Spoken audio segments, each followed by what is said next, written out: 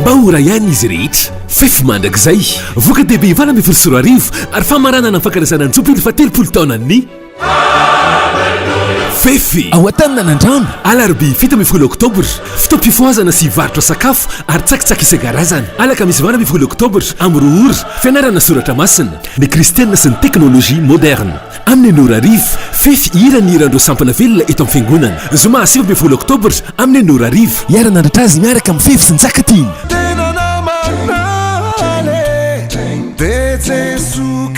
sabotsy roapolo oktobra amin'ny efatrora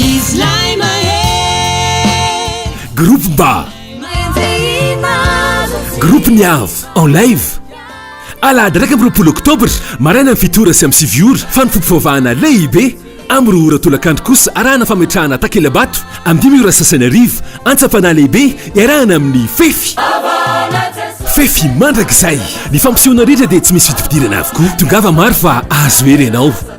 aza dinonary voka dehibe ivana amby folo sy roa arivo ary famarana nanjobily fa 30 taona ny fefy manomboka ny alarobia fito amby folo oktobra hatramin'ny alahady raika amby roapolo oktobra